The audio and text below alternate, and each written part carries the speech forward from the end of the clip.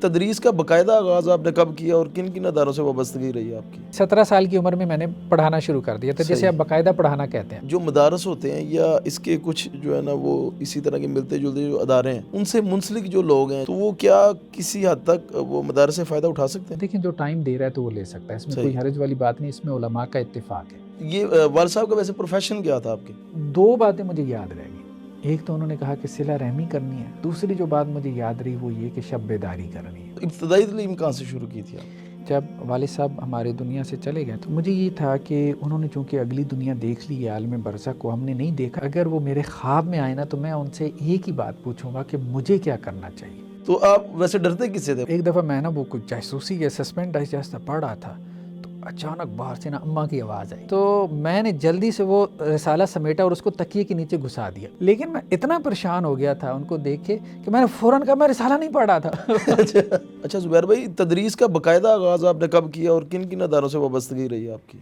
دیکھیں باقاعدہ آغاز تو میں سمجھتا ہوں کہ وہی جو میں نے انٹر میں سیکنڈ ایئر میں، جب میں سیکنڈ ایئر میں تھا تو میں فرسٹ ایئر کو میتھس پڑھاتا تھا، صحیح۔ تو وہی اکیڈمی میں نے کہا وہ جو تبلیغ میں نے وقت لگانا تھا اس کے لیے مجھے پیسے چاہیے تھے، مالی مشکلات کی وجہ ہی بنی ادھر بھی، تو وہ میں نے اس کے لیے جو ہے وہ کیا، وہاں سے میں نے ابتدا کر، یعنی 17 سال کی عمر میں میں نے پڑھانا شروع کر دیا تھا، جسے آپ باقاعدہ پڑھانا کہتے ہیں، اکیڈمی باقاعدہ اکیڈمی تھی، اس میں پڑھانا شروع کر دیا تھا۔ پھر اس کے بعد چل رہا قرآن اکیڈمی میں آ گیا، پھر مدرسے میں پڑھاتا رہا، پھر اب یونیورسٹی میں پڑھا رہا ہوں۔ صحیح ہے ماشاء اللہ۔ تو یہ اس کے علاوہ مدارس میں بھی پڑھاتے رہے آپ؟ ہاں مدارس میں، جیسے رحمانیہ میں میں نے پڑھایا ہے۔ صحیح۔ تو ابھی تو اب ہمارا اپنا جو ہے وہ مدرسہ ہے ایک طرح سے کہہ لیں۔ بالکل ایسی ہے۔ تو زبیر بھائی مجھے ایک چیز یہ بتائیں کہ اب آپ کا جو گھر کا معاملات ہیں وہ آپ کی کیسے چل رہے ہیں؟ دیکھیں کہ آپ کا ذریعہ آمدن کیا ہے اور معاشی معاملات، یہ بھی ایک بنیادی حصہ ہوتا ہے نا زندگی میں، خاص کر جب آپ دعوت تبلیغ کا کام کر رہے ہوتے ہیں تو اس میں بنیادی طور پہ جو سب سے زیادہ چیز وہ ہوتی ہے وہ یہی ہوتی ہے۔ دیکھیں شروع میں جب دین کی طرف آئے ہیں تو مشکلات ہوئی ہیں کچھ شروع میں، وہی بات ہے کہ اللہ تعالیٰ آزماتے ہیں، تو اس میں میں سمجھتا ہوں بیگم صاحبہ کا بھی بڑا تعاون ہے اور اس میں بہن بھائیوں کا بھی بڑا تعاون رہا، بلکہ جب دیکھیں نا جب میری شادی ہوئی تو اس وقت میں نے ایک کمیٹی ڈالی ہوئی تھی 40,000 کی، اچھا، بس اس سے کوئی تھوڑا بہت خرچ پورا کیا۔ بڑے بھائی نے مجھے سمجھایا بھی ابھی نہ کرو، اسی مہینے تو آپ کی جاب لگی، آپ کے پاس کوئی سیونگ ہے نہیں، کیا کیسے کرو گے؟ میں نے کہا نہیں میں نے کرنی ہے۔ خیر بہرحال وہ شادی وادی ہو گئی، اس میں بیگم صاحبہ کا بڑا تعاون رہا، جو بھائی تھے سہیب ہمارے انہوں نے ولیمہ کر دیا، ولیمے کا خرچہ انہوں نے اٹھا لیا، کچھ بہنوں نے اس طرح سے کر دیا، مل جل کے ہی ہوتا ہے، تو وہ اللہ کا شکر ہے کہ سرکل وہ چل پڑا۔ پھر بیگم صاحبہ نے تعاون کیا، مجھے یاد ہے کہ اس وقت میرے پاس کوئی 10-12 ہزار ہوں گے، مطلب شادی بھی کچھ خرچ ہو گیا، کچھ بہن بھائیوں نے تعاون کیا، وہ تو لگ کھپ گیا نا، اب کل آپ کے پاس کیا ہے 10,000، جہیز کا بھی کوئی کانسیپٹ نہیں تھا کہ بیگم صاحبہ کچھ لے کے آئی ہوں۔ تو ایسے ہی ہوا کہ انہیں کسی خالہ نے واشنگ مشین دے دی، کسی جو ہے وہ ایک بہن نے ان کو وہ دے دیا، مطلب اوون دے دیا، برتن وغیرہ بھی نہیں تھے، تو ان کی والدہ نے انہیں 5,000 دیے جن سے انہوں نے برتن خریدے۔ پھر یہ تھا کہ بیڈ بھی نہیں تھا، میرے پاس ٹوٹل 12,000 تھے، تو ہم کوئی 5,000 کا شاید کوئی بیڈ لے کے آئے ہوں گے، اب مجھے صحیح طرح سے فگر یاد نہیں، لیکن اسی طرح سے تھا۔ اب نیا گدا لیں تو وہ مہنگا تھا، تو وہ مجھے یاد ہے پرانا گدا لے کے آئیں، 2,000 کا، وہ سیکنڈ ہینڈ گدا تھا، اور اس میں مطلب بچوں کی پیشاب کی بو تھی، تو سارا دن انہوں نے اس کو سرف سے دھویا، اور بہرحال بڑا تعاون کیا انہوں نے۔ کیا آئی تھی آپ کی جب شادی ہوئی؟ 25 سال۔ تو وائف کی کتنی ایج؟ وائف کی وہ مجھ سے 2 سال چھوٹی ہیں۔ تو وہ بھی دین کا پڑھی ہوں گی، ظاہر ہے مدنی صاحب کی بیٹی ہیں۔ ہاں پڑھی ہوئی ہیں ماشاءاللہ سے، لیکن پھر یہ زیادہ عرصہ نہیں رہا، اللہ نے جلدی ہی فراخی کر دی، یہ زیادہ عرصہ نہیں۔ بڑھ گئی فوری۔ ہاں 2012 میں آ کے تو پھر میں نے یونیورسٹی جوائن کر لی، تو یونیورسٹی میں جب میں نے سٹارٹ کیا تو 1,04,000 روپے تھی 2012 میں، تو اس کے بعد سے چل ہے، اور یونیورسٹیز اچھا پے کرتی ہیں، اب بھی 2.5 سے 3 کے درمیان ہمارے ہاں جو ہمارے لیول کے جو ہوتے ہیں اسسٹنٹ پروفیسر ہیں یا ایسوسیٹ پروفیسرز ہیں، تو وہ اتنا لے رہے ہوتے ہیں یونیورسٹی سے۔ تو یہ جدھر رہ رہے ہیں آپ، گھر اپنا ہے آپ کا؟ نہیں گھر ہمارا نہیں ہے ابھی تک، تو یہ ہے کہ وہ کچھ سیونگ میں نے کی اسی میں سے، جب میں یونیورسٹی میں آیا نا تو 50,000 کی کمیٹی جیسے ڈال لی، تو وہ کچھ سیونگ کرتا رہا، تو اس سے یہ ہوا کہ ایک تو گاڑی لے لی، گاڑی ماشاءاللہ آپ نے نئی لی ہے؟ گاڑی 2019 ماڈل ہے، خیر اب تو پرانی ہو گئی ہے۔ تو دوسرا جو ہے نا وہ پلاٹ لے لیا ماشاءاللہ۔ وہ کدھر لیا؟ ہاں پلاٹ ایل ڈی اے میں نے لیا تھا، کامسٹس کے ساتھ ہی ایل ڈی اے کی اسکیم تھی، ایل ڈی اے ایوینیو 1 میں، تو وہاں کوئی 10 مرلے کا پلاٹ تھا، وہ کوئی 50 لاکھ میں اس وقت ہمیں مل گیا تھا۔ خیر بہرحال اس کی کچھ قسطیں وسطیں رہتی ہیں. قسطیں وسطوں سے مراد یہ ہے کہ کمیٹیاں شمیٹیاں آپ کہہ لیں. تو کل ٹوٹل اثاثہ تو یہی ہے. گھر ہمارا ابھی تک نہیں ہے. لاہور میں گھر بنانا بہرحال کافی مشکل کام ہے. ابھی تو یہ ہے کہ وہ ہماری جو رہائش ہے وہ ایک اسکول میں ہے. اسکول جو ہاں جی ٹرسٹ کے تحت ہے, تو اس میں میری مسز جو ہے نا وہ اسکول کو رن کر رہی ہیں, چلا رہی ہیں, وہ اس کی پرنسپل ہیں. تو اس اسکول میں ہماری رہائش ہے. یہاں آپ یوں کہہ لیں کہ ایک فیسیلیٹی کے طور پہ ہمیں وہ اسکول, یعنی کہ وہ سیلری نہیں لیتی ہوں گی تو اس کے بدلے میں ہاں وہ ان کو رہائش وغیرہ ہے, یا آپ کہہ لیں کہ جی بلنگ وغیرہ جو یوٹیلیٹی بلز وغیرہ ہوتے ہیں وہ. اچھا زبیر بھائی ادھر ایک بڑا سوال آ گیا ایک نا ٹپیکل سا, تھوڑا اس کو تھوڑا سا ایڈریس کر دیں, باقی پھر اس کو بعد میں دیکھیں گے. وہ یہ ہے کہ جو مدارس ہوتے ہیں یا اس کے کچھ جو ہے نا وہ اسی طرح کے ملتے جلتے جو ادارے ہیں, ان سے منسلک جو لوگ ہیں جو اس کے انتظامی معاملات کی دیکھ بھال کرتے ہیں, ان کی مینجمنٹ وغیرہ کو دیکھتے ہیں, تو وہ کیا کسی حد تک وہ مدارس سے فائدہ اٹھا سکتے ہیں چاہے وہ تنخواہ وغیرہ نہ لے رہے ہوں؟ یعنی کہ کچھ لوگ ہیں میرے علم میں تھوڑی سی کہ وہ کوئی جامعہ کا مکان ہوتا ہے یا ادارے کا, اس کو یوز کر لیتے ہیں, اس میں ظاہر ہے پوری فیملی رہ رہی ہوتی ہے, بلکہ بہن بھائی بھی ان کے رہ رہے ہوتے ہیں, یا پھر وہ بجلی کی مد میں کچھ لے لیتے ہیں ادھر سے, یا کچھ فائدہ اٹھا لیتے ہیں, یا کچھ آج کل ایک اور چیز ہے کہ جو ایک فنڈ اکٹھا ہو جاتا ہے, آپ کو پتہ ہے, یعنی کہ رمضان میں اگلے سال کا بجٹ سارا آ جاتا ہے تو وہ اس کو یوٹیلائز کر لیتے ہیں کاروبار میں. تو اس حوالے سے آپ کیا سمجھتے ہیں؟ اچھا ابھی اس میں دو مسئلے ہیں. ایک تو پہلے میں اپنی پوزیشن تھوڑی سی باتیں کر دوں, کسی کے ذہن میں ویسے ہی کوئی سوال پیدا ہو سکتا ہے. ہاں جی ہمارا جو اسکول ہے نا وہ ٹرسٹ کے تحت تو ہے, لیکن ڈونیشن پہ نہیں چل رہا, اچھا اچھا فیسوں پہ چل رہا ہے. ٹھیک ہے, تو فیسیں آتی ہیں. میری مسز نے بڑی محنت کی. اچھا وہ اس سے پہلے نا دبئی میں اور بیکن ہاؤس میں پڑھاتی رہی ہیں, اچھے اسکولوں میں پڑھاتی رہی ہیں, مطلب اچھی پے لے رہی تھیں. تو بلکہ شادی سے پہلے وہ وہاں پہ دبئی میں پڑھا رہی تھی, کیونکہ ان کی بڑی سسٹر بھی وہاں پہ تھی, پوری فیملی وہاں پہ تھی, تو وہ بھی وہاں پہ تھی. تو بلکہ مجھے بھی انہوں نے آفر کر دیا تھا ان کی وجہ سے, میری مسز کی وجہ سے, کہ آپ بھی یہاں کے پڑھا سکتے ہیں, لیکن میں نہیں گیا کہ دین کا کام ہم نے پاکستان میں کرنا ہے. تو خیر وہ پھر انہوں نے وہ چھوڑا وہ معاملہ, اور پھر یہ آ کے اسکول سنبھالا. تو اس کو انہوں نے فیسوں کی بنیاد پہ کھڑا کیا. مدرسے والا معاملہ نہیں ہے, اس میں ڈونیشن نہیں لیتے, اسکول کا سارا خرچہ, اور اس سے کچھ بچت بھی ہو جاتی ہے, اچھی خاصی وہ سیونگ بھی کر لیتی ہیں. تو اس سے وہ جو ہے نا وہ پھر معاملہ چل رہا ہے. ہمارا تو معاملہ یہ ہے. اور دوسرا جو آپ کہہ رہے ہیں کہ جی اگر کوئی ادارے کے ساتھ منسلک ہے, وہاں چونکہ ڈونیشن کا پیسہ آتا ہے, تو وہ ڈونیشن کے پیسے سے دیکھیں جو ٹائم دے رہا ہے تو وہ لے سکتا ہے, اس میں کوئی حرج والی بات نہیں, اس میں علماء کا اتفاق ہے. صحیح ہے. اس میں میرے خیال میں اتنا بھی لیا جا سکتا ہے جتنا عرف جو ہے نا وہ آپ کو الاؤ کرتا ہو, یعنی کہ جتنی وہ ایفرٹ دے رہا ہے, اگر باہر جتنا ادھر سے مل رہا ہے ہاں اتنا وہ لے جسے ہم سکتے ہیں. کمپیٹیٹیو سیلری کہتے ہیں. مثال کے طور پہ میں باہر اگر کوئی 2.5 سے 3 لے رہا ہوں, اور میں کہتا ہوں جی میں نے اس کو چھوڑ دینا ہے اور میں اپنے آپ کو دین کے لیے وقف کرتا ہوں, ہاں جی, تو میں اس میں سے لے سکتا ہوں. ٹھیک ہے, کوئی حرج والی بات نہیں. لیکن اس میں ذاتی طور پہ میں یہ سمجھتا ہوں, ابھی ہم اس پہ تھوڑا سا ورکنگ کر رہے ہیں اپنے حوالے سے. اگر انسان خود ٹرسٹی ہو نا, خود ٹرسٹی کا مطلب یہ ہے کہ خود اس ٹرسٹ کا چیئرمین ہے, وہ نہ لے, ٹرسٹ کوئی اور ہو. اچھا, یعنی یہ ڈیسیژن کوئی اور لے کے اس نے آپ کو دینا ہے, آپ خود یہ ڈیسیژن نہ کریں. صحیح ہے.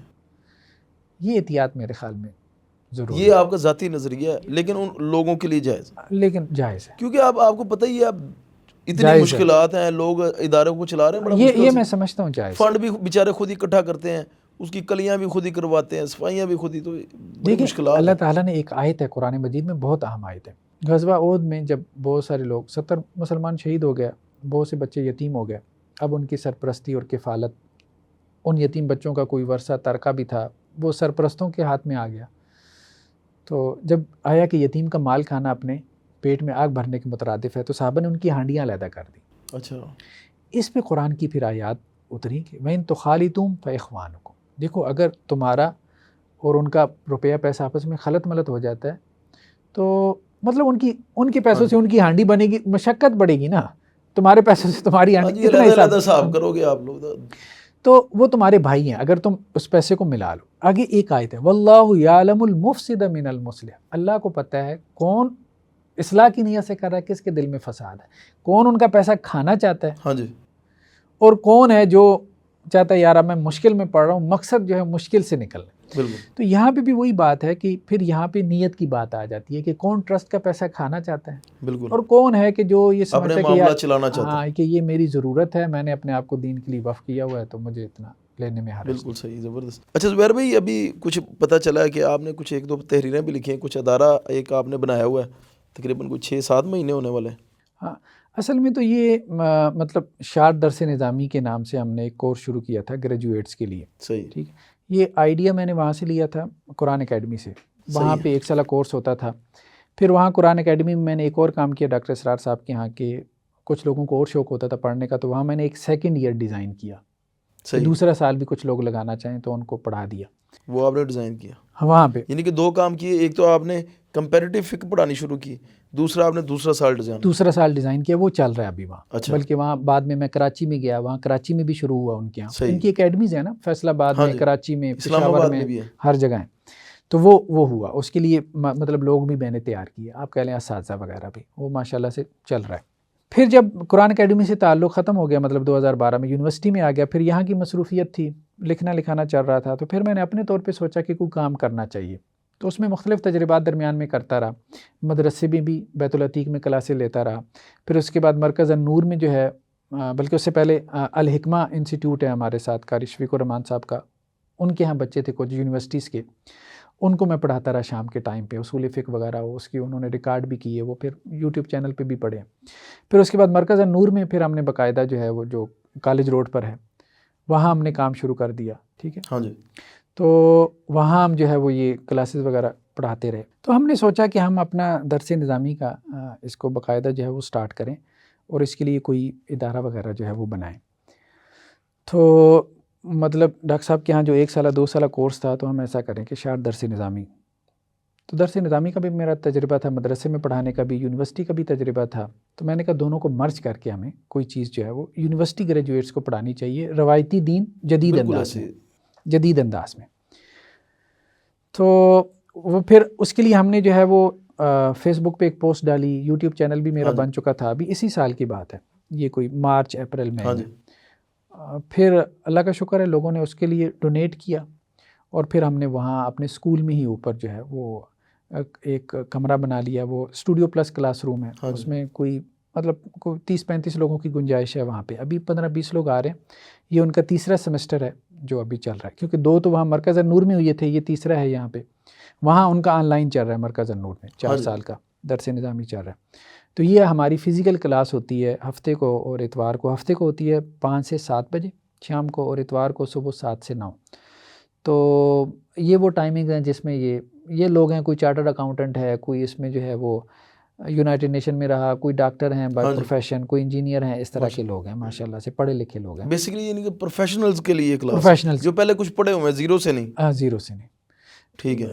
اپنے اپنے پروفیشن میں اور وہ دین کا علم حاصل کرنا چاہتے ہیں. بالکل. اور دیکھیں بہت سا ہمارے ہاں ایسا لڑکا ہے جو جیسے ڈاکٹر اسرار صاحب سے متاثر ہو کے تنظیم میں شامل ہو گیا، یا تبلیغی جماعت سے متاثر ہے، یا ڈاکٹر فرحت ہاشمی ہیں تو وہاں خواتین میں انہوں نے بڑا کام کیا، یا یوتھ کلب والے ہیں، بہت سے ادارے کام کر رہے ہیں. اب اس میں بہت سا نوجوان جو ہے وہ ایسا جو دین سے محبت کرنے والا ہے، یونیورسٹی کا نوجوان، اب وہ دین کی تعلیم حاصل کرنا چاہتا ہے، تو اس کے لیے کوئی پلیٹ فارم ہونا چاہیے، باقاعدہ ٹھوس دین کی تعلیم. تو وہ پھر ہم نے شروع کیا اس کو، اور ماشاءاللہ وہ کامیابی سے چل رہا ہے. اس کی ہم ریکارڈنگ بھی کر رہے ہیں، اور اس کے نام سے ہم نے ایک علیحدہ چینل بھی بنا دیا ہے. اور اللہ کا شکر ہے کہ اب ہم اس کو آگے بڑھائیں گے، چلائیں گے انشاءاللہ سے. ناظرین، ڈاکٹر صاحب کے یوٹیوب چینل کا لنک اس ویڈیو کی ڈسکرپشن میں ان کو مل جائے گا، تو وہ ڈاکٹر صاحب کا چینل فالو کر سکیں گے. تو ڈاکٹر صاحب، یہ جو آپ کورس کروا رہے ہیں شارٹ درس نظامی، اس کی باقاعدہ ڈگری وغیرہ بھی دیں گے یا کوئی سرٹیفکیٹ، اس کا آپ نے کیا سوچا ہے اس بار؟ ہاں دیکھیں، اصل میں یہ اس طرح کا تو کوئی نہیں ہے ڈگری. جیسے ہمارے ہاں مدارس کی جو 8 سالہ درس نظامی ہے نا، اس کی ڈگری تو آپ کو ایکویلنس مل جاتی ہے HEC سے، کیونکہ آپ وہاں 8 سال لگاتے ہیں. ایک بات تو یہ کہ 8 سال کا نہیں ہے، یہ کوئی آپ سمجھ لیں کہ 3 سال اس میں لگ جائیں گے. پہلے ہم نے ڈیزائن کیا تھا 2 سال کا، پھر لوگوں کا شوق بڑھا، انہوں نے کہا نہیں آپ صاحب 1 سال کچھ چیزیں ہم نے اور پڑھنی ہیں. تو ابھی 3 سیمسٹرز میں انہوں نے اصول فقہ، اصول حدیث، اصول تفسیر، عقیدہ، یہ سبجیکٹ پڑھے ہیں. پھر صرف نحو، عربی گرامر پڑھی ہے، منطق بھی پڑھ لی ہے، اور بلاغت بھی پڑھ لی ہے، اور آج کل ہم علوم قرآن پڑھ رہے ہیں. اب اس کے بعد ہم نے براہ راست جو ہے وہ 1 سال قرآن اور حدیث پڑھنی ہے. قرآن میں سورہ بقرہ سے آغاز کریں گے، اور قرآن کو ہم ایسے نہیں پڑھیں گے، قرآن کو ہم پڑھیں گے مطلب اس کے گرامر کی اپلیکیشن کے ساتھ، صحیح، صرف ناف کی تطبیق کے یعنی ساتھ. کہ اس کی آپ گرامر کے حساب سے ترتیب بنا کے، ایک تو گرامر کے حساب سے، دوسرا ہم اس کی جو جسے ہم ایٹیمالوجی یا علم اشتقاق کہتے ہیں، یعنی یہ لفظ کیا تھا، اس کے کیا میننگ تھے، اور قرآن نے اس کو کہاں سے اٹھایا اور یہ کیسے علمی سفر کرتے ہوئے یہاں تک پہنچا ہے. پھر اس میں نقطہ رسی، پھر اس میں یہ ہے کہ جی جو مختلف تراجم ہیں ان کا کمپیریزن کرنا. تو ہم اس کو علمی انداز میں پڑھیں گے، قرآن کا ترجمہ کریں گے. ٹھیک ہے. تو خیر اس میں جو ہمارے علوم قرآن کی جو ابھی کلاسز آج کل چل رہی ہیں، اس کو میں آن لائن بھی کر رہا ہوں، تو اس کو دیکھنے سے بھی اندازہ ہوگا اسٹوڈنٹس کو کہ ہم کس انداز سے اس کو لے کے چلیں گے. پھر حدیث میں ہمارا ذہن ہے کہ صحیح بخاری میں سے کچھ سلیکٹڈ ابواب لے لیں، منتخب ابواب لے لیں، جیسے کتاب العلم ہے یا کتاب الفتن ہو گیا، یا اسی طرح سے حدیث کی مختلف کتابوں سے، اور اسی طرح سے یہ کتاب الاعتصام بالکتاب والسنہ ہو گیا. یعنی کہ موضوعات کی بنیاد پر ان کا انتخاب کریں گے. جی جی صحیح ہے. اچھا ڈاکٹر صاحب، کیا رسپانس آ رہا ہے اسٹوڈنٹس کی طرف سے؟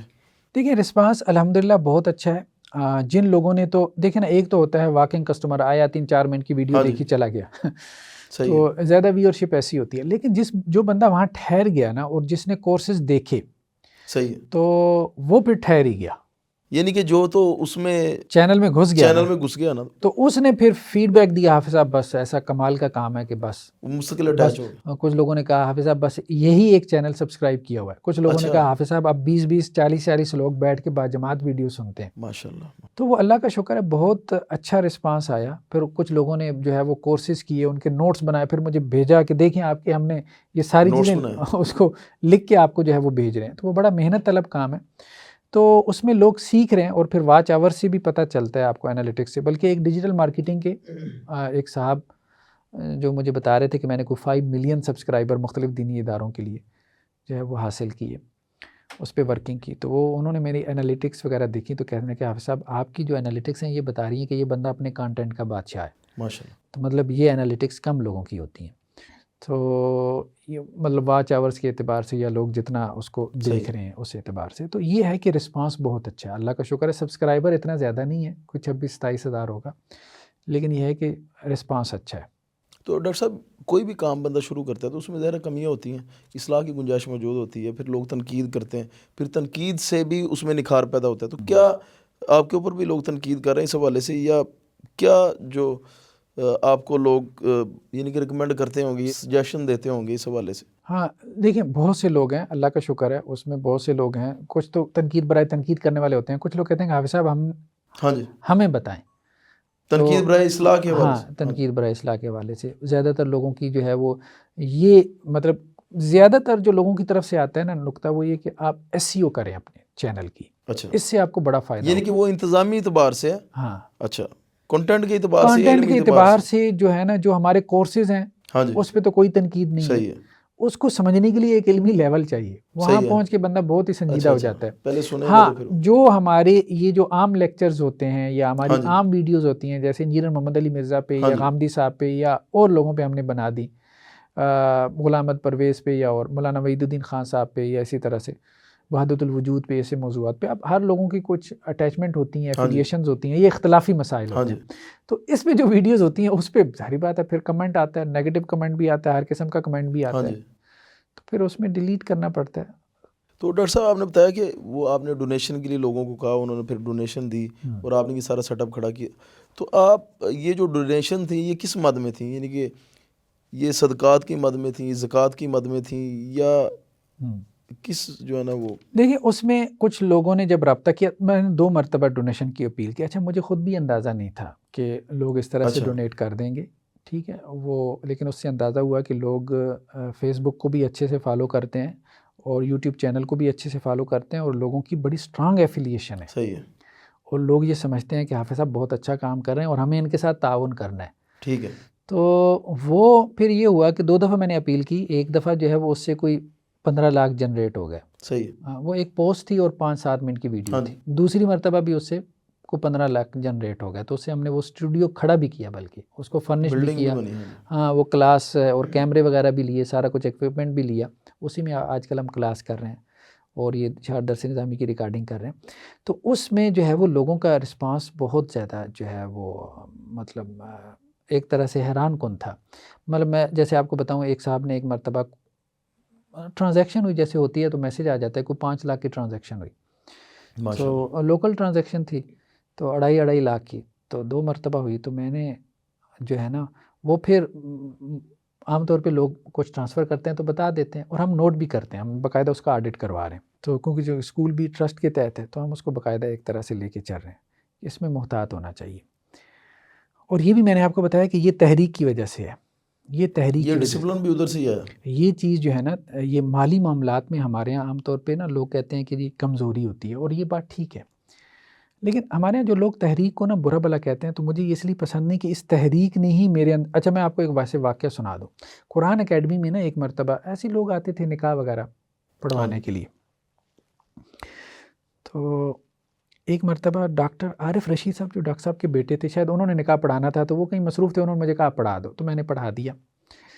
تو اس کے بعد نا اس بندے نے 1000 نکال کے مجھے دے دیا کہ آپ صاحب یہ رکھ لیں آپ. عموماً لوگ دیتے ہیں، یورپ میں جو ہے نا وہ چلتا ہے. میں نے تھوڑی دیر سوچا، یہ وہی تحریک کا اثر تھا. میں نے کہا یار نہیں، میں تو یہاں نا امپلائی ہوں، میں تو یہاں ملازم ہوں، تو یہ 1000 میرا بنتا نہیں. تو یہ سوچ کے میں نے اس بندے کو کہا کہ ایسا ہے کہ میں یہاں پہ امپلائی ہوں، میں یہاں سے تنخواہ لیتا ہوں، تو یہ 1000 نا آپ ایسا کریں کہ یہاں اکیڈمی میں جمع کروا دیں. صحیح، وقف کر دیا. ہاں مطلب اس کو آپ جمع کروا دیں. اچھا مجھے اس وقت 1000 کی ضرورت بھی بڑی تھی یہ بھی آپ کو بتا دوں، بڑی ضرورت تھی. دل میرا تھا کہ رکھ لوں، لیکن وہ تحریک کا ایک اثر تھا نا، وہی آپ کے پاس ڈاکٹر صاحب نے خوف اتنا پیدا کیا ہوا تھا.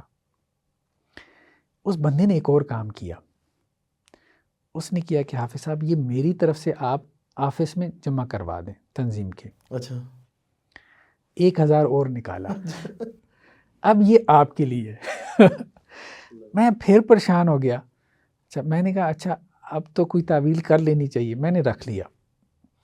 یقین مانے میں 1 ہفتہ اتنا ذہنی طور پہ ڈسٹرب رہا کہ یار پتہ نہیں یہ میرے لیے جائز ہے کہ نہیں. میں نے وہ پھر 1000 بھی نکال دیا، حالانکہ مجھے اس وقت بڑی ضرورت تھی. تو خیر ہم نے اس لیے یہ آڈٹ وغیرہ کا یہ سارا چیز جو ہے نا، یہ میں نے کہا کہ یہ تحریک کا اثر ہوتا ہے. وہ تحریک اصل میں تربیت تو یہ ساری چیزوں کو بہت سامنے رکھتی ہے. وہ ایک ایک حدیث اس طرح سے آپ کے ذہن میں بیٹھ جاتی ہے نا کہ اللہ کے وسلم نے ایک صحابی کو کہا تھا نا کہ ایک دفعہ اللہ کے رسول نے کہا بھئی قیامت والے دن جو کچھ مال غنیمت میں سے پہلے رکھ لو گے تو لے کے آؤ گے. تو ایک صحابی وہ رسی لے کے آ گیا. رسی کیا چیز؟ اللہ کے رسول نے پھینک دی، کہا قیامت والے دن لے کے آنا. مطلب اجتماعی مال تھا، پبلک پراپرٹی تھی. تو خیر کہنے کا مقصد یہ ہے کہ ہم اس کا باقاعدہ آڈٹ بھی کروا رہے ہیں. اور وہ صاحب نے جب جو ہے نا وہ اس طرح سے 2 ٹرانزیکشن کی نا، تو پھر مجھے ہوا کہ یار کم از کم نام تو بتا دے. نام نہیں بتایا تو 2-3 دن بعد ایک بندے نے رابطہ کیا کہ اتنی اماؤنٹ پہنچی. میں نے کہا ہاں. میں نے کہا آپ نے بھیجی؟ ہاں. میں نے کہا آپ کون ہیں، اپنا نام تو بتا دیں. کہ نہیں بات. میں نے کہا بس ہم نے تو صرف نام لکھنا ہے نا کیونکہ ہم آڈٹ کر رہے ہیں، تو اس میں ہمیں چاہیے اپنا. میں نے کہا نہیں بس مجھے یہ پتہ ہے کہ آپ ایک اچھا کام کر رہے ہیں بس. ماشاءاللہ. تو اس طرح سے لوگوں نے اس کو ماشاءاللہ سے کیا. اور زبیر بھائی یہ بھی جو آپ نے بات بتائی انہوں نے آپ کو 1000 روپیہ دیے، تو یہ تو ایک عرف میں رائج ایک طریقہ کار ہے نا، لوگ نکاح خواہ کو دیتے، تو وہ تو آپ کے لیے جائز تھا. آپ کیا سمجھتے ہیں، اب کیا سمجھتے ہیں آپ؟ نہیں دیکھیں بات یہ ہے کہ ایک چیز جائز ہونا اور بات ہے. اچھا ایک چیز جائز ہونا اور بات ہے. صحیح. شاید ڈونیشن کا پیسہ بھی جائز ہو، آپ لے سکتے ہیں. تو ایک جیسے اب دیکھیں نا، لوگ جو ہے نا وہ ہمیں کہتے تھے حافظ صاحب زکوٰۃ کا پیسہ ہے. مجھے کافی لوگوں نے رابطہ کیا حافظ صاحب زکوٰۃ کا پیسہ ہے. میں کہتا تھا بھائی لگ سکتا ہے، فتویٰ میرا یہی ہے، میری رائے یہی ہے، اور پہلے کی ہے یہ ادارہ بنانے سے بہت پہلے کی ہے کہ یہ فی سبیل اللہ میں شامل ہے. دین کی نشر و اشاعت کے لیے جو کام میں نہیں لوں گا. آپ اس وجہ سے نہیں لینا چاہ رہے کیونکہ اس کو چلا بھی آپ رہے ہیں؟ چلا بھی میں رہا ہوں. اگر علیحدہ سے ایک سیٹ اپ کوئی بندہ چلا رہا ہوتا تو اس کے لیے جائز تھا. ہاں اس کے لیے جائز. اگر کل کو آپ کا سیٹ اپ منظم ہوتا ہے، ایک مینجمنٹ ٹیم آ جاتی ہے، تو پھر شاید آپ اس کو اپنے لیے ایکسیپٹ کر لیں. دیکھیں نا کل ہماری بات ہو رہی تھی کہ ہم نے نا اب ایک ادارہ جو ہے وہ ہم اس کو رجسٹر کروانا چاہ رہے ہیں، اس کو نا ایک نام سے رجسٹر کروانا چاہ رہے ہیں یہ سارا کام، کیونکہ اس میں مشکلات بہت زیادہ ہوتی ہیں. اس پہ ورکنگ ہو رہی ہے، ساری ورکنگ ہم نے کر لی ہے. اب اس میں ایک بات یہ ہے کہ حافظ صاحب آپ ایسا کریں کہ اپنے آپ کو نا اس کے لیے وقف کر دیں اس کام کے لیے، کیونکہ میں اوور برڈن بہت زیادہ ہو رہا تھا. ظاہر ہے آپ کی مصروفیات ہیں، مطلب 8 گھنٹے کی فل ٹائم جاب کے ساتھ آپ یہ سارا کچھ کریں نا، بہت اوور برڈن ہو جاتے ہیں. بالکل ٹائم نہیں ملتا. مطلب یہ 2 ہفتے سے میں سوچ رہا تھا میں کٹنگ کرواؤں، تو اس پروگرام کے لیے میں نے پھر اسپیشل ٹائم نکال کے کٹنگ، اور 2 مہینے سے میں نے گاڑی نہیں دھلوائی، ٹائم ہی نہیں ہے. بلکہ وہ بندے بہت ہیں، حافظ صاحب اسسٹنٹ رکھ لیں، یہ رکھ لیں. ایک دوست نے بہت کہا کہ حافظ صاحب آپ رکھ لیں، اسسٹنٹ رکھ لیں، میں پے کر دوں گا، یہ کر دیں وہ کر دیں. وہ میں نے اس بچے کو بھی بلوا لیا، رکھ بھی لیا. میں نے اسے کہا کہ تم نے یہ کام دیکھنا ہے. اب یقین مانے اسے یہ بتانے کے لیے کہ یہ کام تم نے کرنا ہے اتنا ٹائم نہیں. بالکل ایسے خود کرنے سے زیادہ مشکل کروانا ہوتا ہے. اس کی وجہ یہ ہے نا کہ ایک جگہ سے آپ نکلتے ہیں تو دوسری جگہ، دوسری سے نکلتے ہیں تو تیسری جگہ. صحیح. یعنی آج صبح میں ٹیبل پہ بیٹھا ہوں کہ میں نے کہا میں یہ کام کر لوں، تو وہ ایک کام کرنے کے لیے 9 کام ایٹ اے ٹائم اور میرے ذہن میں آئے، 10 کام میرا ذہن معاف ہو گیا کہ اب میں کون سا کام کروں. میں 10 منٹ سوچتا ہی رہا کہ یہ پہلے کروں کہ وہ پہلے کروں. تو پھر کیا کیا آپ نے؟ کچھ بھی نہیں کیا. ہاں تو یہ ایسے ہی ہوتا ہے. تو وہ میں بھی اس پہ کچھ سوچ رہا ہوں، ابھی تو نہیں. ابھی میں نے ایک پوسٹ بھی لگائی تھی کہ ہمیں جو ہے نا وہ ہم نے ایک پیٹریان پہ بھی جو ہے وہ ایک ہم نے پیج بنایا کہ لوگ ہمیں جو ہے وہ ڈونیٹ کریں. دیکھیں اس حوالے سے جو ماڈل چل رہے ہیں، ایک تو ماڈل یہ ہے کہ کچھ لوگوں نے اپنے آپ کو وقف کیا، جیسے ڈاکٹر اسرار صاحب ہو گئے، مولانا مودودی ہو گئے، ڈاکٹر ذاکر نائک ہو گئے، تو اسی طرح غامدی صاحب بھی آپ دیکھ لیں، اور بھی ہر جگہ جن لوگوں نے کوئی کام کیا انہوں نے اپنے آپ کو ڈیڈیکیٹ کیا، تبھی کوئی کام ہوتا ہے. لیکن ایک ماڈل تو یہ ہے کہ آپ ڈونیشن سے لے لیں. کچھ لوگ جو ہے وہ اپنے یوٹیوب چینل سے جو ہے وہ ایڈز کے ذریعے سے کروا رہے ہیں، مونیٹائز، اس سے بھی ملینز لوگ کما رہے ہیں، دینی چینل. بالکل. تو مونیٹائزیشن پہ بھی دل آمادہ نہیں ہوتا، ٹھیک ہے، اس طرف بھی نہیں جانا چاہ رہے. اور یہ بھی ہے کہ ڈونیشن کی طرف جائیں، دل آمادہ نہیں ہوتا. میں یہ نہیں کہہ رہا جواز عدم جواز، میرے خیال میں جائز ہے، دل آمادہ نہیں ہوتا. صحیح. جب دل آمادہ نہیں، وہ میں نے آپ کو بتایا تھا نا، وہ 1000 میں نے لے لیا تو ہفتہ میں پریشان رہا. تیسرا درمیان میں نے سوچا کہ ہم ایک نیا ماڈل کھڑا کریں. ابھی وہ امیچور سا ماڈل ہے، ہم سوچ رہے ہیں اس پہ ہم ورکنگ کریں گے، شاید وہ کھڑا ہو جائے. جیسے دیکھیں نا یہ ثاقب صاحب ہیں اخوت والے، ہاں جی، اپنے آپ کو ڈیڈیکیٹ کیا، ایک ماڈل کھڑا کر دیا نا. بالکل ایسے. تو اسی طرح اب لوگ اسے سیکھ رہے ہیں. ہاں، جو کریٹو لوگ ہیں وہ کھڑا کریں ماڈل. ہاں جی. تو یہ سبسکرپشن کا ماڈل ہے، جیسے یوٹیوب پریمیم ہے یا نیٹ فلکس والے ہیں، وہ کیا کرتے ہیں کہ جی وہ مطلب منتھلی آپ سے سبسکرپشن فی لیتے ہیں. تو ہمارا یہ جو شارٹ درس نظامی کورس کا چینل ہوگا، جو لوگ کورسز کر رہے ہیں، ہم نے ان کے لیے کوئی فیس اجباری نہیں کی، لازم نہیں کی. تو وہ اپنے طور پہ سبسکرپشن فی کے طور پہ، چینل کی سبسکرپشن فی کے طور پہ، یا جو کانٹینٹ وہ دیکھ رہے ہیں اس کے، ہم یونیورسٹی میں بھی پڑھا رہے ہیں.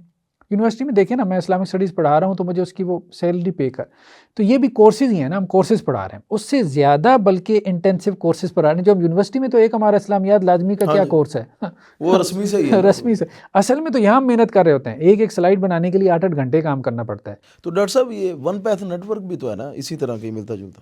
ہم اس پہ ورکنگ کر رہے ہیں. ابھی خیر پیٹریان پہ میں نے دیکھا تھا تو اس پہ لوگوں نے کچھ ڈونیٹ بھی کیا. تو اب دیکھیں نا لرننگ ہو رہی ہے. اس سے میں نے دیکھا کہ 10 سے 12% تک وہ کٹوتی کر لیتے ہیں. پلیٹ فارم کی فیس لے لی، اور اسی طرح سے جو ہے پروسیسنگ فی لے لی، اور جو کرنسی کی کنورژن فیس ہے وہ لے لی. مختلف فیسیں بنا کے نا اب $100 پہ $10-12 وہ ڈونیشن کے ہیں. دل نہیں مانتا. پھر کسی اور نے مجھے بتایا جو پائونیئر جو ہے وہ ایک ہے، اس میں وہ 1 سے 3% تک لیتے ہیں. اب ہم اس کا کوئی تجربہ کریں گے پائونیئر پہ. بس یہی ہے، مطلب ایک اسی طرح سے سسٹم ایک کھڑا کرنا ہے کہ سبسکرپشن یا فی کا کوئی نظام جو ہے نا وہ کھڑا ہو جائے، ڈونیشن پہ ہم نہ چلیں. اچھا، اس میں ایک اور جو ہے نا وہ کچھ دوستوں نے رات مشورہ دیا، کہتے ہیں صاحب ہم ٹرسٹ تو بنانے جا رہے ہیں، آپ ٹرسٹ سے لے کیوں نہیں لیتے؟ میں نے کہا دیکھیں بات یہ ہے، پھر میں ٹرسٹ میں نہیں رہوں گا. میں خود ٹرسٹ کا حصہ بن کے اگر ٹرسٹ سے لوں اپنے لیے تو مجھے یہ مناسب نہیں لگتا. جائز وائز ہوگا جو بھی ہوگا، لیکن میں یہ کام نہیں کروں گا. تو پھر انہوں نے کہا صاحب ایسا کرتے ہیں ٹرسٹ ہم بنا لیتے ہیں، ٹھیک ہے. تو ہم ایسا کریں گے کہ اس ٹرسٹ کے تحت مختلف لوگ جو بھی امپلائی ہم رکھیں گے، جو کام آپ کرنا چاہتے ہیں، یہ شارٹ درس نظامی کا کہ آپ یونیورسٹی گریجویٹس کو فری میں کروائیں آپ، تو اس میں 10-12 جتنے بھی امپلائیز ہوں گے، جو اس کا خرچہ ہوگا وہ پھر ہم اس طرح سے کچھ فیسوں سے، کچھ ہم ڈونیشن سے. تو اب اس پہ ورکنگ ہو رہی ہے. دیکھیں اب بات وہی ہے کہ ہم کریں گے تو پتہ چلے گا نا. پہلے اس طرح کا ماڈل ہی موجود نہیں، ماڈل موجود نہیں ہے. اصل بات پھر وہی ہے کہ اس میں محتاط اس لیے بھی ہونا پڑتا ہے، ایک تو مزاج ہے، دوسرا اس لیے بھی کہ لوگ بہت جلد اعتراض کرنا شروع کر دیتے ہیں. حالانکہ لوگ یہ نہیں سوچ رہے کہ 2.5-3 تو پہلے لے بھی رہے ہیں. ہاں، آپ وہاں سے چھوڑ کے آئے ہیں. لوگوں نے تو اگر آپ نے 50-60 بھی لیا تو جی اتنا آپ نے لے لیا، اور آپ نے ڈونیشن سے لے لیا. اس کو کمپیریزن کریں گے ایک روایتی کاری یا استاد کے ساتھ. اس لیے بہت احتیاط کی ضرورت ہے، کیونکہ آپ کا جتنا کام ہوتا ہے نا وہ سارا جو ہے وہ اخلاص پر مبنی، اخلاص پہ مبنی ہوتا ہے، اور اس کی وہ ویلیو جو ہے نا وہ ڈاؤن ہو جاتی ہے. تو اس لیے حقیقت ہے بہتر یہی ہے کہ اس میں بہت احتیاط سے چلنا چاہیے، اور انسان براہ راست اس میں ملوث نہ ہو. زبیر بھائی، نوجوان نسل کے لیے کیا نصیحت کرنا چاہتے ہیں؟ اس کے ساتھ ہی ناقدین کے لیے بھی آپ نے نصیحت ایک کر دیں. دیکھیں میری تو ہمیشہ ہی کی نصیحت ہوتی ہے نوجوان نسل سے، ہم کام بھی یہ اسی لیے کر رہے ہیں، علماء کے ساتھ جڑ کے رہیں. صحیح. علماء ربانی، علماء حق کے ساتھ. ٹھیک ہے ہر طبقے میں کوئی 5 7 8 10% ایسے لوگ ہوتے ہیں، ٹھیک ہے، جو اس قابل نہیں ہوتے کہ آپ ان کا تذکرہ کریں یا جن سے آپ تنگ ہوتے ہیں. بالکل ہر جگہ موجود، ہر ڈپارٹمنٹ میں ہے، ٹھیک ہے، ہر پروفیشن میں، ہر مذہب میں. ہاں. تو لیکن ہر مسلک میں معتدل علماء موجود ہیں. اچھا عام طور پہ میں معتدل علماء کی یہی تعریف کرتا ہوں، بھائی جو اپنے مسلک پہ بھی کبھی تنقید کر لے، کیونکہ اس کا مسلک تو صحابہ کا مسلک نہیں ہے نا، نبیوں کی جماعت نہیں ہے، اور جو دوسرے مسلک کو بھی اپریشیٹ کر لے، یہ ہے اصل میں اس کی بنیاد یہ ہے. وسعت ظرفی والا، یہ بیسیکلی عالم ہے. تو ہر آدمی کی ڈیفینیشن مختلف ہو سکتی ہے. تو ایسے علماء کے ساتھ جڑ کے رہیں، اس سے بہت فائدہ ہوگا. اس وقت اصل کام کرنے کا یہی ہے، یوتھ کو علماء کے ساتھ جوڑنے کا، علماء ربانی، علماء حق کے ساتھ اور معتدل علماء کے ساتھ. صحیح. جو قدیم اور جدید کا جو ہے وہ امتزاج ہیں، یا پھر یہ ہے کہ قدیم میں بھی ہیں تو معتدل ہیں. بہت لوگ آپ کو ملیں گے. دیکھیں نا، ہمیں لوگ کہتے ہیں کہ جی حافظ صاحب آپ نے مولانا احمد رضا خان بریلوی کو رحمہ اللہ لکھ دیا. بھائی حافظ ارشاد اللہ عصری صاحب علیہ، انہوں نے علیہ الرحمہ لکھا ہوا ہے. بالکل ایسے. احمد رضا خان جو ہے وہ ہمیں بلکہ پوچھا بھی تھا ان سے، احمد رضا خان صاحب کے بارے میں تو نہیں پوچھا، مولانا مودودی صاحب کو پوچھا تو وہ کہہ رہے رحمہ اللہ لکھنا جائز ہے. تو کہنے کا مقصد یہ ہے کہ اس طرح ہمارے جو بڑے علماء ہیں ان میں ظرف بھی بڑا ہے. چھوٹے نوجوانوں میں ذرا جو ہے نا وہ ان کو سیکھنے کی ضرورت ہے. ہاں ان میں تھوڑی سی نا وہ دل تنگ ان کا ہوتا ہے. تو بس یہ ہے کہ علماء کے ساتھ جڑنا چاہیے، اور یہی ہم کام کر رہے ہیں کہ ہم علماء پیدا کریں، اور وہ ہم یونیورسٹی گریجویٹس میں علماء. دیکھیں نا، قدیم اور جدید کے امتزاج کے مختلف تجربے ہوئی ہے. کچھ لوگوں نے کیا کیا کہ جی جو مدارس کے لوگ ہیں ان کو اب جدید پڑھائیں. بالکل. میرا نقطہ نظر یہ ہے کہ وہ بھی کام میں نے کیا ہے. ویسے میں نے مدرسے میں جا کے ان کو جدید پڑھانے کی کوشش کی ہے، رحمانیہ میں بھی اور تخصص کی کلاسز میں بھی جا کے میں نے جدید، لیکن وہ مشکل کام ہے. بالکل. ایک فائنل پروڈکٹ کو دوبارہ سے اس کو فنیشنگ پوائنٹ پہ لانا. ان کو جدید والوں کو قدیم پڑھانا یہ آسان ہے، جی. کیونکہ ان میں ذہانت ہوتی ہے اور یہ جلدی سیکھ جاتے ہیں. ان پہ آپ کو کم محنت کرنی پڑتی ہے. تو ان کو آپ قدیم پڑھا دیں، جدید والوں کو، یونیورسٹی والوں کو، ہاں جی. تو یہ قدیم اور جدید کا امتزاج ہو جائے گا. ایسے لوگ آپ پیدا کریں سوسائٹی میں، معاشرے میں زیادہ سے زیادہ، اور وہ پھر معاشرے میں جا کے کام کریں. لازمی نہیں کہ ہر بندہ ہی تدریس سے نہیں کسی طرح سے بھی اب دیکھیں یوٹیوب پہ ایسے ایسے لوگ ہیں الف با نہیں آتی ان کو، قرآن پڑھانے میں لگے. ہاں جی. اسے تو یہ بہتر ہے نا، کم از کم آپ سے کوئی 3 سال پڑھ لیے.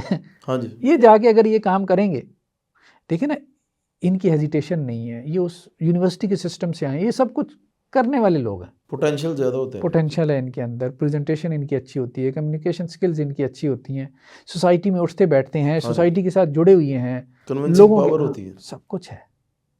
ان کو صرف قدیم کا علم دے دیں. اچھا زبیر بھائی، کیا کمی محسوس کرتے ہیں زندگی میں؟ اللہ تعالیٰ نے آپ کو مال کی نعمت سے بھی نوازا، اولاد بھی آپ کو اللہ تعالیٰ نے نرینہ عطا فرمائی ہے، اور فیملی بھی. تو ابھی کیا آپ کو کمی محسوس رہتی ہے کبھی کبھی؟ دیکھیے کچھ چیزوں کی جو ہے نا وہ انسان کو خواہش رہتی ہے. مختلف طرح سے ہم اس پہ بات کر سکتے ہیں. اصلاح کے حوالے سے اگر آپ کہیں تو ایک چیز میں اپنے اندر ایک خامی دیکھتا ہوں. ویسے مجھے غصہ کم آتا ہے، لیکن جب آتا ہے تو بہت زیادہ آتا ہے. تو اچھا اس پہ میں نے بڑا غور بھی کیا، لیکن مجھ سے مینیج نہیں ہو رہا. اگرچہ اینگر مینجمنٹ بڑا کام ہے، مطلب ایک بندہ ایک زیادتی کرے گا تو میں نظر انداز کر دوں گا، یہ میرا مزاج ہے جو میں نے سمجھا. ہو سکتا ہے ایسا نہ ہو. دوسری مرتبہ کرے گا نظر انداز، تیسری مرتبہ کرے گا نظر انداز، ہو سکتا ہے چوتھی مرتبہ پھٹ پڑوں، ایسا پھٹ پڑوں کہ وہ پچھلی 3 کی بھی کسر نکال دوں اور پھر خود افسوس کروں یار میں نے اس کو زیادہ کر دی. بالکل ایسے. تو یہ ایک مطلب کہ مجھے نا محسوس ہوتا ہے. اسی طرح زندگی میں جیسے کوئی خلاصہ ہوتا ہے یا کچھ چیزوں کی خواہش آپ کہہ لیں. ایک خواہش بڑی ہے سیر و سیاحت کی، سپاٹے کی، دنیا دیکھنے کی، اور بڑا شوق بھی ہے. ویسے پہاڑوں کے ساتھ رغبت بھی ہے. تو کبھی موقع ملا تو انشاءاللہ سے جو ہے نا وہ بس اب بھی کچھ گھر بار کی بھی مصروفیت ایسی ہے اس کا جو ہے نا وہ. تیسرا جو ہے ایک دینی اعتبار سے جو کمی محسوس ہوتی ہے وہ قرآن کی خدمت کے حوالے سے. مجھے بہت سے لوگ کہتے بھی ہیں کہ آپ صاحب اللہ نے آپ کو سوجھ بوجھ اچھی دی، آپ صرف قرآن پڑھائیں. صحیح. آپ یہ مطلب منطق پڑھا رہے ہیں، یہ پڑھا رہے ہیں، وہ پڑھا رہے ہیں، عربی گرامر، آپ قرآن پڑھایا کریں. جن لوگوں کو قرآن سے ذرا زیادہ تعلق ہے وہ یہ نصیحت کرتے ہیں. اچھا اس میں نا کچھ چیزیں ہیں بھی مجھے یاد ہے. ویسے خوابوں پہ میرا اتنا یقین نہیں ہے، میں خوابوں کو ذرا ایک اور طرح سے لیتا ہوں، اس کو میں بیان بھی کرتا ہوں کہ وہ اس سے میرا مقصد کیا ہے. ان خواب یہ جو 2-3 خواب میں ابھی بیان کرنے لگا ہوں. فرسٹ ایئر میں ادھر اٹک میں تھا، تو وہاں مدرسے میں تھے. تو ایک دفعہ ایک مدرسے میں جیسے بچے ہوتے ہیں حفظ کر رہے ہیں، ایک بچہ تھا، اس کا نام ہارون تھا، کوئی 10-12 سال اس کی ایج ہوگی، تو مجھے ایک دفعہ کہتا ہے کہ حافظ صاحب آپ جنتی ہیں. اچھا. اور میں نے کہا وہ کیا کہہ رہے ہو، مجھے ایسی وہ، اب اس وقت میری عمر کیا ہوگی، 16 سال ہوگی. اور میں نے کہا یہ بات کیا کر رہے ہو، یہ ایسے نہیں کہنا چاہیے، کسی کو جنتی نہیں کہنا چاہیے. پھر میں نے ایسے ہی اسے پوچھا، میں نے کہا تمہارے ذہن میں یہ کیوں آیا؟ کہتا میں نے ایک خواب دیکھا ہے. اچھا. میں نے کہا کس کے؟ کہتا ہے آپ کے بارے میں. میں نے کہا کیا خواب دیکھا؟ کہتا میں نے جو ہے نا وہ اللہ سے ملاقات کی. میں نے کہا یہ کیا کہہ رہے ہیں؟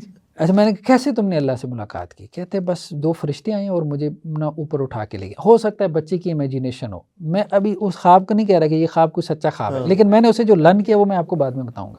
میں نے کہا اچھا. تو کہتے ہیں اللہ نے کیا تم سے بات کی؟ کہتا ہے کہ اللہ نے مجھ سے یہ بات کی کہ یہ جو حافظ زبیر ہے نا، جب یہ قرآن پڑھتا ہے نا تو میں اور میرے فرشتے اس کو سنتے ہیں. جب میں نے کہا کہ یار یہ تو بیکار سی بات ہے، میں کیا قرآن پڑھتا ہوں، ساری اسی طرح سے قرآن پڑھ، مطلب جیسے اس وقت ہماری ایج ہوتی تھی، کیا ہے صرف ہم نے حفظ ہی کیا ہوا تھا. لیکن اس کے بعد سے میرے ذہن میں یہ خواب رہ گئے. میں نے کہا کہ خواب یہ نہیں ہوتی کہ آپ اس کو یوں سمجھیں کہ جی میرے بارے میں یہ کوئی بہت بڑی خوشخبری ہے. خواب کو آپ کو یوں لینا چاہیے کہ یہ آپ کے لیے ایک ٹارگٹ ہے بالکل جس کو آپ نے اچیو کرنا ہے.